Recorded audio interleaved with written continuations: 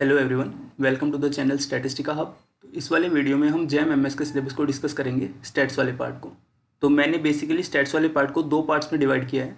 सबसे पहला पार्ट है प्रोबेबिलिटी से लेकर लिमिट थ्योरम तक का। उसके बाद मैंने पार्ट 2 में डिवाइड किया है इन्फ्रेंस को। This thing is inference. Okay, so basically हमारे पास स्टैट्स में कितनी यूनिट हो गई? 8, जिनको मैंने कितने यूनिट मतलब कितने पोर्शन में डिवाइड किया? 2 में। तो सबसे पहले यूनिट है हमारे पास प्रोबेबिलिटी, उसके बाद है रैंडम वेरिएबल, उसके बाद है स्टैंडर्ड डिस्ट्रीब्यूशन, उसके बाद है जॉइंट डिस्ट्रीब्यूशन, फिर सैम्पलिंग डिस्ट्रीब्यूशन और लिमिट थ्योरम। तो थिंग इज मैंने बोला कि मैंने इसको 2 पार्ट में डिवाइड किया, तो उसके पीछे की रीजनिंग क्या है? मैंने यहाँ पे लिमिट थ्योरम तक इसको डिवाइड किया। इसका मतलब लिमिट थ्योरम का एक और नाम होता है लार्ज सैंपल थ्योरी। ठीक है, इसको हम बोल सकते हैं कि लार्ज सैंपल थ्योरी के अंडर हम इस चीज़ को पढ़ते हैं। We can say large sample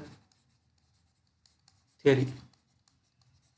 ठीक है, तो देखो इन्फ्रेंस पढ़ने के लिए तुम्हें ये वाले सारे पॉइंट्स आने चाहिए। प्रोबेबिलिटी के बारे में पता होना चाहिए, रैंडम वेरिएबल के बारे में पता होना चाहिए, स्टैंडर्ड डिस्ट्रीब्यूशंस की प्रॉपर्टीज़ पता होनी चाहिए, सैम्पलिंग डिस्ट्रीब्यूशन भी पता होना चाहिए, लिमिट थ्योरम के भी बेसिक आइडिया होना चाहिए। अगर तुम्हें स्टार्टिंग की 6 यूनिट काफ़ी अच्छे से आती है, ठीक है, अगर तुमने स्टार्टिंग की 6 यूनिट काफ़ी अच्छे से पढ़ी है, इनमें जो जो टॉपिक डिफाइंड है बुक में या सिलेबस में, उन सबको बिल्कुल प्यार से पढ़ा है, मतलब पूरी थ्योरी, रिमार्क्स, एग्जाम्पल्स, तो तुम इन्फ्रेंस में काफ़ी जल्दी से समझ पाओगे कि इन्फ्रेंस में कहना क्या चाह रहा है। काफ़ी ऐसी चीज़ें रहेंगी जिनको अगर तुम स्टैंडर्ड फॉर्म में करना चाहोगे तो काफ़ी लेंदी हो जाएंगी, लेकिन अगर तुम्हें पीछे वाली यूनिट्स अच्छे से आती है तो तुम इन्फ्रेंस को काफ़ी जल्दी से कोप अप कर पाओगे। तो सिलेबस कुछ ऐसा था। ठीक है, अब हम यूनिट वाइज देखते हैं कि हर यूनिट में कौन कौन सा पार्ट कहाँ से क्या पढ़ना है। ओके, तो इस वाले वीडियो में हम प्रोबेबिलिटी से लेकर लिमिट थ्योरम तक का देखेंगे। अगले वीडियो में डाल दूंगा कि एस्टिमेशन और हाइपोथेसिस हम कहाँ से पढ़ेंगे और क्या क्या टॉपिक कवर करेंगे। तो स्टार्ट करते हैं प्रोबेबिलिटी के साथ। ओके, तो प्रोबेबिलिटी में सबसे पहले तुम्हें क्या पढ़ना होता है? सबसे पहले पढ़ेंगे क्लासिकल प्रॉपर्टी, क्लासिकल प्रोबेबिलिटी। ठीक है, उसके बाद हम पढ़ेंगे सेकंड पे एक्सियोमेटिक।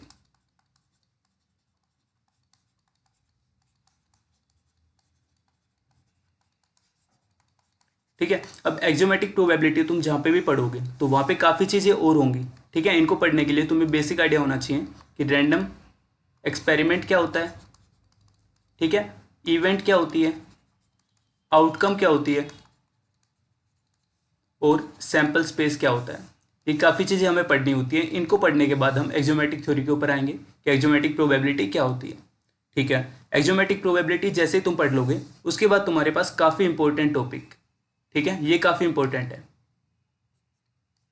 स्टार बना के लिख लिया मैंने, कि जो थर्ड पॉइंट है काफ़ी इंपॉर्टेंट है, वो है कंडीशनल प्रोबेबिलिटी। कंडीशनल प्रोबेबिलिटी, तो कंडीशनल प्रोबेबिलिटी को बहुत अच्छे से कवर करना है क्योंकि इसका बहुत ज़्यादा यूज़ होगा। ठीक है, जैसे सिलेबस के ऊपर मैं पीछे जाता हूँ तो सिलेबस में हमारे पास क्या था, जैसे रैंडम वेरिएबल था, यहाँ पे भी कहीं ना कहीं पे कंडीशनल प्रोबेबिलिटी का यूज़ होगा। और हमारे पास जो जॉइंट डिस्ट्रीब्यूशन है, ठीक है, मेजरली जॉइंट डिस्ट्रीब्यूशन के अंदर बहुत ज़्यादा बार हमारे पास कंडीशनल प्रोबेबिलिटी का यूज़ होगा। ठीक है, तो प्रोबेबिलिटी में तुम्हें कंडीशनल प्रोबेबिलिटी को बहुत अच्छे से पढ़ना है। उसके बाद हमारे पास जो अगला टॉपिक है इसकी इसी यूनिट में हमारे पास वो है मल्टीप्लिकेटिव रूल।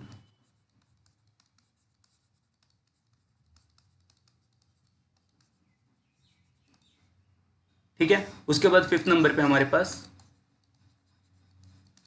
Bayes theorem. तो हमारे पास प्रोबेबिलिटी में कुछ ऐसा सिलेबस डिफाइन कर रखा है आईआईटी ने, तो हमें हर एक टॉपिक के बारे में रफ आइडिया होना चाहिए कि कैसे हमने क्या डिफाइन कर रखा है, बेस थ्योरम क्या होती है, मल्टीप्लिकेटिव रूल क्या होता है, कंडीशनल प्रोबेबिलिटी क्या होती है। यहाँ पे बेस थ्योरम काफ़ी इंपॉर्टेंट होती है, कंडीशनल प्रोबेबिलिटी काफ़ी इंपॉर्टेंट होती है, और बेसिक एक्सियोमेटिक प्रोबेबिलिटी की डेफिनेशन वो क्या कहना चाह रही है उसके बारे में भी हमें पता होना चाहिए।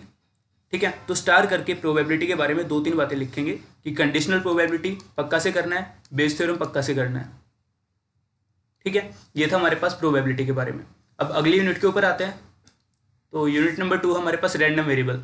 तो रैंडम वेरिएबल में हमें क्या पढ़ना होता है? सबसे पहले तो रैंडम वेरिएबल क्या होता है यही पढ़ना होता है। ठीक है, रैंडम वेरिएबल की डेफिनेशन को समझना होता है। उसके बाद रैंडम वेरिएबल कितने टाइप के होते हैं? Type 1, type 2, type 3। ठीक है, कौन कौन से टाइप होते हैं बुक में दे रखा है, पीछे जो वीडियोस बना रखी है उनमें भी मिल जाएंगे। तो तुम्हें रैंडम वेरिएबल की डेफिनेशन सबसे पहले आनी चाहिए कि हाँ डेफिनेशन तो पता होनी चाहिए कि रैंडम वेरिएबल होता क्या है। उसके बाद इसके कौन कौन से टाइप होते हैं उनको देखना होता है। उसके बाद रैंडम वेरिएबल में तुम्हें पढ़ना होता है PDF, PMF, CDF। ठीक है, PDF, PMF और CDF, इन तीनों की प्रॉपर्टीज भी। ठीक है, हम रैंडम वेरिएबल में क्या पढ़ेंगे, सबसे पहले रैंडम वेरिएबल क्या होता है, कितने टाइप के होते हैं, PDF, PMF, CDF, इन तीनों की प्रॉपर्टीज पढ़ेंगे। उसके बाद हमारे पास आता है मैथमेटिकल एक्सपेक्टेशन। ठीक है, तो मैथमेटिकल एक्सपेक्टेशन। ठीक है, तो मैथमेटिकल एक्सपेक्टेशन में हमें क्या पढ़ना होता है कि मैथमेटिकल एक्सपेक्टेशन क्या होती है और इसका डिफरेंस देखना होता है कि एक्सपेक्टेशन और मीन, ये दो अलग अलग चीज़ें होते हैं, इनके बीच में डिफरेंस क्या होता है ये पता होना चाहिए। उसके बाद मैथमेटिकल एक्सपेक्टेशन और वी कैन से एक्सपेक्टेशन, इसकी प्रॉपर्टीज पढ़नी होती है। ठीक है, तो ये चीज़ें काफ़ी इंपॉर्टेंट है, इनको हम आराम से पढ़ेंगे। किसी भी बुक को फॉलो कर रहे हो, किसी भी बुक को, मैं वापस सेम बात बोलूँगा, किसी भी एक बुक को फॉलो कर रहे हो, उस एक ही बुक को पहले थोरोली पढ़ना है कि उस बुक में किस टॉपिक में क्या दे रखा है। हो सकता है तुम्हारे जैसे किसी ने कोई भी बुक उठाई, हो सकता था वहाँ पे PDF के पास कुछ प्रॉपर्टी लिख रखी थी, कुछ की पॉइंट लिख रखे थे, दूसरी बुक में वही चीज़ें कहीं और पे लिख रखी हो सकती है। ठीक है, तो किसी भी एक बुक को फॉलो करेगा, उस पूरी बुक को थोरोली फॉलो करना है कि कोई भी पॉइंट छोड़ना नहीं है वहाँ से, ये नहीं कि एक यूनिट यहाँ से एक यूनिट यहाँ से। ओके, तो ये हमारे पास क्या था, एक्सपेक्टेशन था, तो एक्सपेक्टेशन पढ़ना है। इसके बाद हमें पढ़ना होता है मोमेंट्स। ये मोमेंट्स क्या होते हैं, उसके बाद MGF, ये मोमेंट जनरेटिंग फंक्शन, ये काफ़ी इंपॉर्टेंट है। ठीक है, MGF काफ़ी इंपॉर्टेंट हो तो इसको भी स्टार करके लिख लेंगे कि MGF पढ़ना ही है, किसी भी बुक से पढ़ो लेकिन अच्छे से पढ़ो क्योंकि इसका पक्का से यूज़ होगा एग्जाम में। उसके बाद रैंडम वेरिएबल में एक और चीज़ होती है, सेबेसियस इनइक्वालिटी।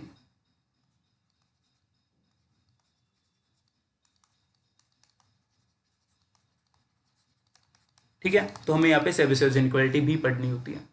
तो रैंडम वेरिएबल में हमारे पास क्या क्या हो गया, रैंडम वेरिएबल क्या होता है, उसके टाइप कितने होते हैं, PDF, PMF, CDF, इनकी प्रॉपर्टीज, फिर एक्सपेक्टेशन की प्रॉपर्टीज, मोमेंट्स, MGF और सेबेसियस इनइक्वालिटी। ठीक है, तो रैंडम वेरिएबल के सिलेबस में हमारे पास कुछ ये चीज़ें डिफाइंड थी, इनको हमें कवर करना होता है। उसके बाद अगले यूनिट के ऊपर आते हैं।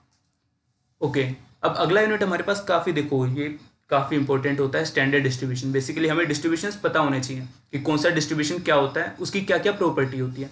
तो इसको पढ़ने से पहले मैं यहाँ पे बोलूँगा कि स्टैंडर्ड डिस्ट्रीब्यूशन में पढ़ना क्या क्या होता है, तो पॉइंट करके लिखेंगे। सबसे पहला पॉइंट होता है PMF। ठीक है, PMF या फिर PDF, PMF और PDF याद करना है, और वो रैंडम वेरिएबल किस टाइप का होता है ये चीज़ पता होनी चाहिए। उसके बाद इस रैंडम वेरिएबल की रेंज क्या होती है ये पता होनी चाहिए। ये स्टार्टिंग में चीज़ें, इनके बारे में पता करना होता है। उसके बाद तुम्हें और चीज़ें क्या याद रखनी होती है, सबसे पहले मैंने लिखा mean, second variance, third mode. ठीक है, मोड हर एक का नहीं लेकिन समटाइम्स कभी कभी यूज़ हो जाता है, तो ये भी किन्हीं किन्हीं के लिए याद कर लेते हैं। उसके बाद फोर्थ पॉइंट में लिखूँ तो MGF। ठीक है, तो इन जनरल तुम्हें ये सारी चीज़ें तो हर डिस्ट्रीब्यूशन के बारे में पता होनी ही चाहिए। ठीक है, तो स्टैंडर्ड डिस्ट्रीब्यूशन में सबसे पहले तो मैंने बता दिया कि हमें क्या क्या चीज़ें याद रखनी है। उसके बाद कौन कौन सी डिस्ट्रीब्यूशन है जो हमारे सिलेबस के अंदर है, तो उसके बारे में देख लेते हैं। तो हमारे पास सबको पता होगा कि स्टैंडर्ड डिस्ट्रीब्यूशन दो टाइप के होते हैं। तो सबसे पहला टाइप अगर मैं लेना चाहूँ तो डिस्क्रीट। ठीक है, तो ओके, तो डिस्क्रीट में हमारे पास कौन कौन सा डिस्ट्रीब्यूशन होता है, बाइनोमियल, बर्नौली। ठीक है, उसके बाद क्या होता है, पॉइसन, ज्योमेट्रिक,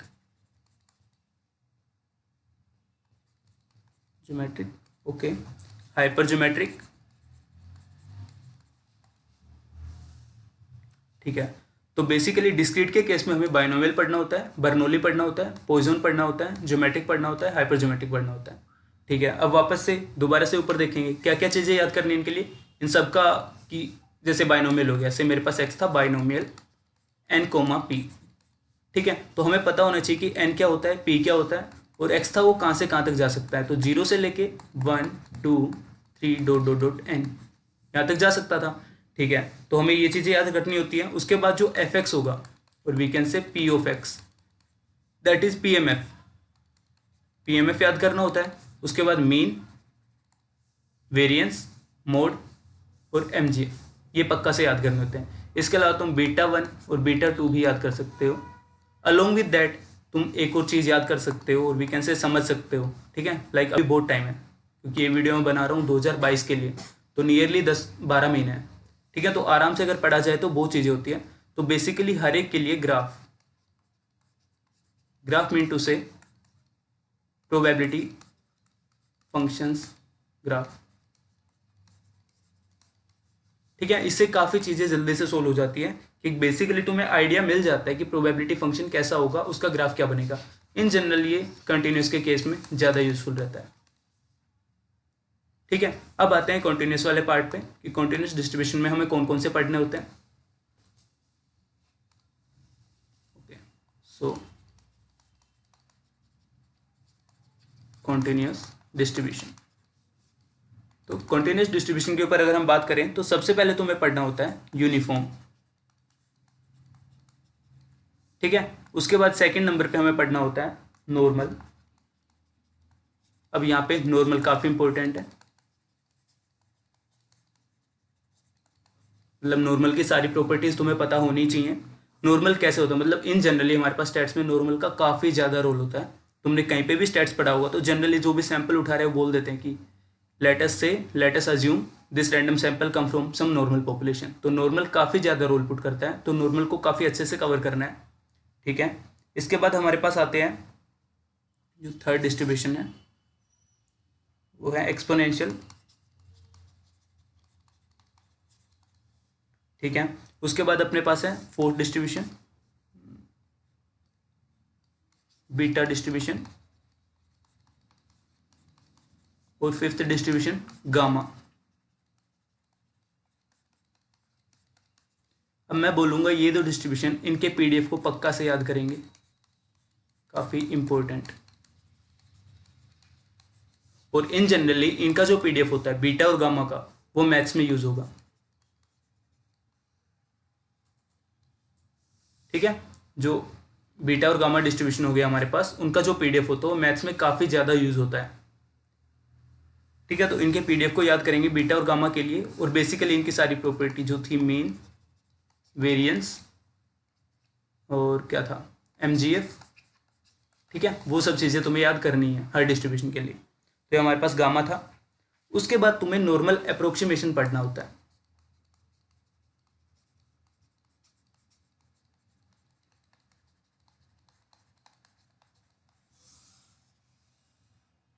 ठीक है, कि कौन सा डिस्ट्रीब्यूशन कब नॉर्मल को अप्रोक्सीमेट कर जाएगा, अंडर विच कंडीशन। ठीक है, ये पढ़ना होता है। ये काफ़ी रोल पुट करता है कहाँ पे, सीएलटी और लार्ज सैंपल थ्योरी। ठीक है, जब हम लार्ज सैंपल थ्योरी पढ़ते हैं या फिर सीएलटी पढ़ते हैं, उस केस में हमारे पास नॉर्मल अप्रोक्सीमेशन का बहुत ज़्यादा यूज़ होता है। तो इसको भी थोड़ा सा एक आइडिया लेंगे। बाकी जो डिस्ट्रीब्यूशंस थे इनको तो पक्का से याद करना ही है। अब यहाँ पे एक सजेशन है।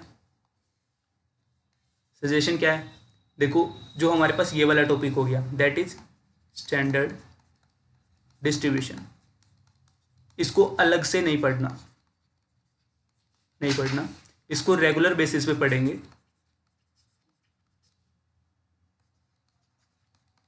अब रेगुलर बेसिस कहने का मतलब क्या हो गया, कि हमारे पास से, मेरे को याद नहीं है, नियरली 8 या फिर 9 डिस्ट्रीब्यूशन है। ठीक है, तो डेली किसी भी एक डिस्ट्रीब्यूशन को उठाएंगे, 1 डिस्ट्रीब्यूशन पर डे। ठीक है, तो स्टैंडर्ड डिस्ट्रीब्यूशन को पढ़ने के लिए तुम्हें बहुत ज़्यादा अलग से टाइम नहीं देना होता। किसी भी एक डिस्ट्रीब्यूशन को उठाओ, एक दिन में उस डिस्ट्रीब्यूशन की सारी प्रॉपर्टीज उसको समझना, या फिर 2 या 3 दिन भी लगा सकते हो, क्योंकि टाइम बहुत है। ठीक है, 2 दिन भी या फिर 3 दिन भी एक डिस्ट्रीब्यूशन को लगाते हो तो 8 या 9 डिस्ट्रीब्यूशन आराम से हो जाते हैं। ठीक है, तो स्टैंडर्ड डिस्ट्रीब्यूशन में हमारे पास कुछ ये टॉपिक थे जो मैंने अभी यहाँ पे एक्सप्लेन किए या फिर समझाए। एक्सप्लेन या फिर समझाए तो क्या, बस सिलेबस को थोड़ा एक्सपेंड करके बता रहा हूँ कैसे क्या पढ़ना है। ठीक है, अब अगले टॉपिक के ऊपर आते हैं। ओके, तो इससे अगला टॉपिक जो हमारे पास होता है वो है जॉइंट डिस्ट्रीब्यूशन। ये काफ़ी इंपॉर्टेंट टॉपिक है।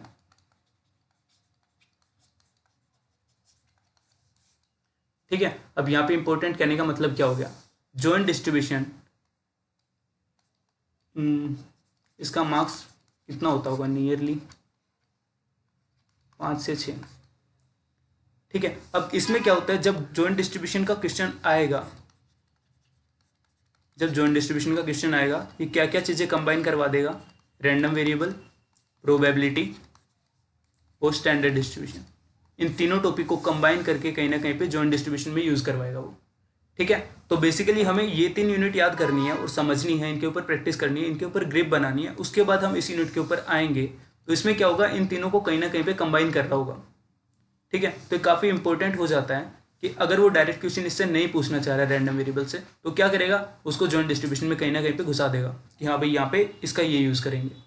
ठीक है, इन्हें सिमिलर फॉर्म प्रोबेबिलिटी से भी कुछ यहाँ पे क्वेश्चन ले आएगा।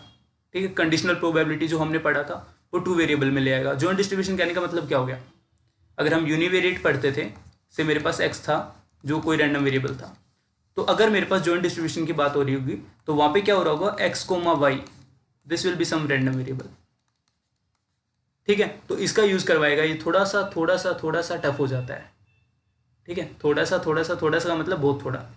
अगर तुम्हें पीछे वाली 3 यूनिट अच्छे से आती है तो ये क्वेश्चन भी हो जाता है, बस बेसिक आइडिया पता होना चाहिए कि कैसे हमें सोल्व करना है, कैसे अप्रोच करना होता है। ठीक है, अब इसके सिलेबस को देखते हैं कि इसके सिलेबस में क्या क्या बोल रखा है उन्होंने। तो सबसे पहले तो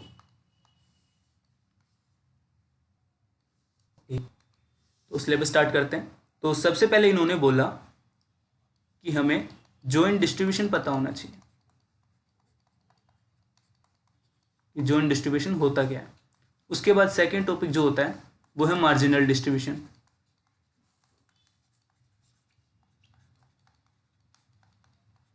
ठीक है, तो जॉइंट डिस्ट्रीब्यूशन तो क्या हो गया, से मेरे पास x, y ये था, इसके लिए मार्जिनल का मतलब क्या हो गया, सिर्फ x के लिए या फिर सिर्फ y के लिए।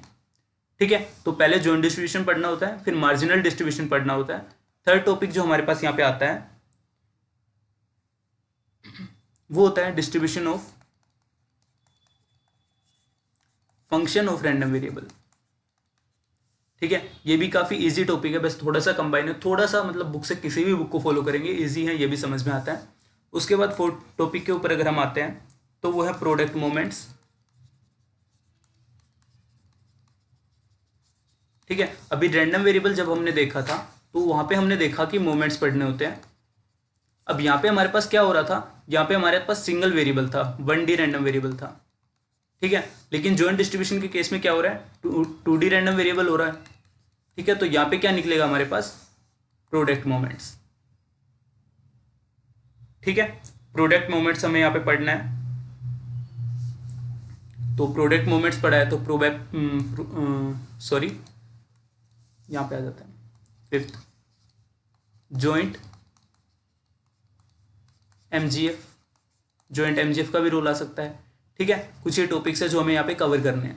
इसके बाद यहाँ पे कॉम्बिनेशन में मैं लिख सकता हूँ जो बुक में यहाँ पे डिफाइन, सिलेबस में भी डिफाइन कर रखे होंगे, वो है हमारे पास टॉपिक नंबर 6, कोरिलेशन। ठीक है, कोरिलेशन पढ़ना होता है, इसमें भी ज़्यादा कुछ नहीं पढ़ना होता। कोरिलेशन का फॉर्मूलाज पढ़ना होता है, उसकी कुछ प्रॉपर्टीज़ होती हैं उन्हें पढ़ना होता है। बेसिकली कोरिलेशन का मीनिंग समझना होता है कि वो कहना क्या चाह रहा होता है। उसके बाद 7 टॉपिक हम अपने पास होता है सिंपल लीनियर रिग्रेशन। ठीक है, तो हमें सिंपल लीनियर रिग्रेशन भी पढ़ना होता है। यहाँ पे भी ज़्यादा कुछ नहीं पढ़ना। यहाँ पे भी अगर हम बात करें तो उससे मेरे पास y था a0 प्लस β0 xi। हमें a0 और b0 निकालना होता है। इसका यूज़ करने के लिए सिंपल लीनियर रिग्रेशन उसमें पुट करवाएगा। ठीक है, तो जॉइंट डिस्ट्रीब्यूशन में हमारे पास कुछ ऐसा सिलेबस था जो बहुत ही ईजी है, लेकिन हाँ पढ़ने में थोड़ा टाइम लगता है। जॉइंट डिस्ट्रीब्यूशन को समझने में भी थोड़ा टाइम लगता है, क्योंकि यहाँ पे काफ़ी चीज़ें कंबाइन हो जाती हैं। 2 रैंडम वेरिएबल हो जाते हैं, 2D में चीज़ें चलती हैं। ठीक है, जनरली अभी तक हमारे पास 1D में काम करने की कैपेबिलिटी होती है, आदत होती है। यहाँ पे क्या होगा, 2D में चीज़ें होंगी, तो 2 चीज़ों को एक साथ हैंडल करना होगा। ठीक है, तो ये हमारे पास था जॉइंट डिस्ट्रीब्यूशन। अब इससे अगले टॉपिक के ऊपर आते हैं। ठीक है, अब इससे अगला जो टॉपिक हमारे पास है वो है सैम्पलिंग डिस्ट्रीब्यूशन। अब सैम्पलिंग डिस्ट्रीब्यूशन में सबको पता होता है कि कौन कौन से डिस्ट्रीब्यूशन होते हैं जो सैम्पलिंग डिस्ट्रीब्यूशन होते हैं। बेसिकली जैसे इसका नाम ही बोल रहा है सैम्पलिंग डिस्ट्रीब्यूशन, कि मेरे पास एक्स कोई पॉपुलेशन थी, कोई भी पॉपुलेशन हो सकती थी। इसने क्या किया, इस पॉपुलेशन से कोई रैंडम सैंपल उठा लिया, इस रैंडम सैंपल का जो डिस्ट्रीब्यूशन होगा उसको हम बोलते थे सैम्पलिंग डिस्ट्रीब्यूशन।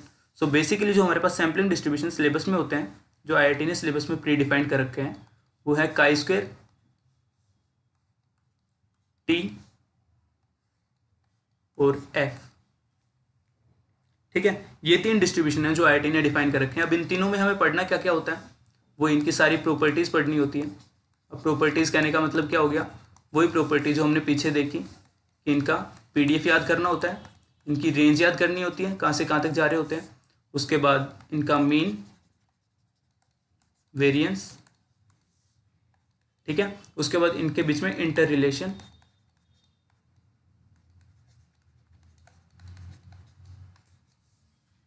तो सैम्पलिंग डिस्ट्रीब्यूशन में ज़्यादा कुछ नहीं, किसी भी बुक को फॉलो करेंगे तो कवर हो जाता है। बाकी जो मैंने चैनल पे वीडियोस डाल रखी है सैम्पलिंग डिस्ट्रीब्यूशन के अंडर, उनको भी अगर तुम देखोगे तो वहाँ से भी समझ में आएगा।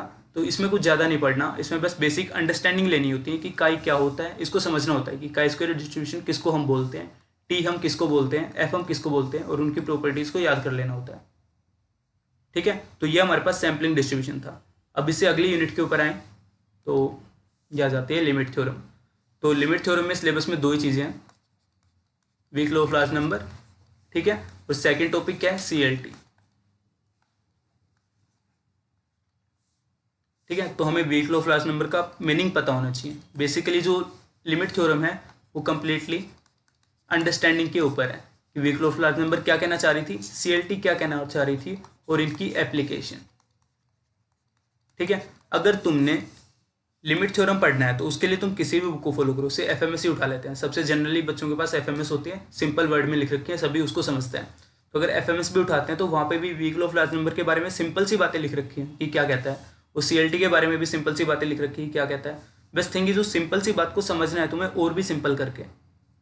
ठीक है, जनरली हमारी आदत नहीं होती कि हम स्टैटिस्टिकल टर्म्स को याद रखें, हम उनको सिंपल करते हैं कि हाँ रियल लाइफ से थोड़ा इक्वेट करने का ट्राई करते हैं।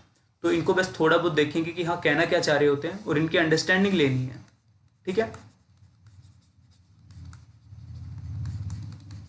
और वो अंडरस्टैंडिंग लेके सीधा अप्लाई कर देना है एग्जाम में।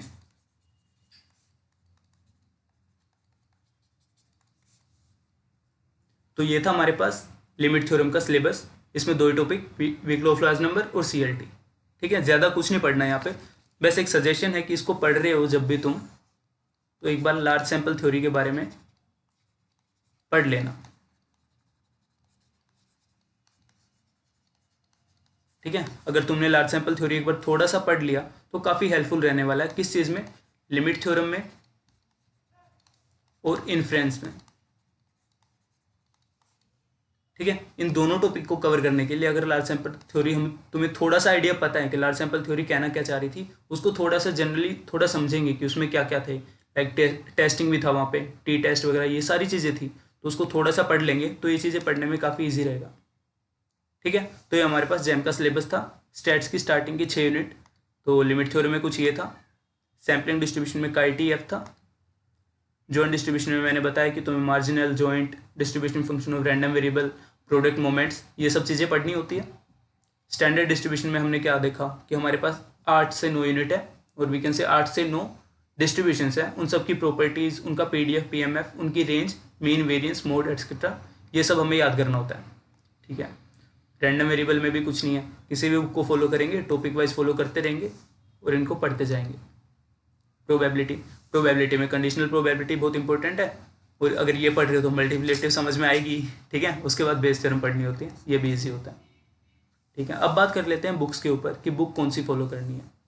तो अगेन द सेम सजेशन, किसी भी बुक को फॉलो करो, लेकिन उस बुक को थोरोली फॉलो करोगे। लेकिन चलो फिर भी लिख देते हैं कि कौन सी बुक कहाँ से पढ़नी है, या फिर कहाँ से क्या चीज़ें पढ़नी है। तो तुम स्टैट्स के लिए, ठीक है, स्टैट्स के लिए अगर तुम स्टार्ट करते हो एकदम जनरल चीज़ से कि किसी को कुछ नहीं आता लेकिन मेरे को अभी स्टार्ट करना है, तो क्या पढ़े वो, उसके लिए है एफएमएस, गुप्ता कपूर। ठीक है, सबसे स्टैंडर्ड बुक होती है FMS fundamental of mathematical stats, इससे तुम स्टार्ट कर सकते हो। ठीक है, लेकिन मैं ये बोलूँगा कि जैम के लिए एफएमएस सफिशिएंट नहीं है।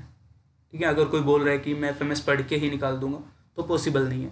एफएमएस में काफ़ी ऐसी चीज़ें हैं जो बहुत सिंपल दे रखी है, लेकिन सिंपल चीज़ें पढ़ के तुम एक कॉम्पिटेटिव एग्जाम नहीं निकाल सकते। तो उसके लिए तुम्हें कुछ और स्टैंडर्ड बुक पढ़नी होती है। तो इसके बाद हमारे पास जो सेकेंड बुक होती है वो है वीके रोहतगी। ठीक है, ये ऑथर का नाम है, ये प्रोबेबिलिटी की बुक आएगी इनकी। ये भी काफ़ी अच्छी बुक है, इसको पढ़ते हैं तो मतलब ये एक स्टैंडर्ड बुक है जो बहुत अच्छी बुक है। ठीक है, इसके अलावा तुम बुक पढ़ सकते हो N outline of statistics, N outline of statistics. ठीक है, गोन गुप्ता, ये ऑथर का नाम है। तुम इस बुक को भी फॉलो कर सकते हो। प्रैक्टिस के लिए तुम साहो को भी फॉलो कर सकते हो, ये भी ऑथर है। ठीक है, तो स्टैट्स के स्टार्टिंग 6 यूनिट के लिए तुम इन बुक्स को फॉलो कर सकते हो। ये काफ़ी अच्छी बुक है।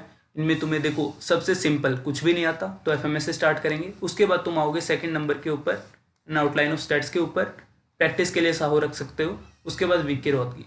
ठीक है, वीके रोहतगी काफ़ी अच्छी बुक है, लेकिन सभी को समझ में आए ये ज़रूरी नहीं है। ठीक है, तो हमने अभी सिलेबस देखा जैम का स्टार्टिंग के 6 यूनिट के बारे में। तो सिलेबस कुछ ऐसा था। अगले वीडियो में हम आगे का सिलेबस देखेंगे, जो बच गया हमारे पास इन्फ्रेंस वाला पार्ट। Okay, thank you.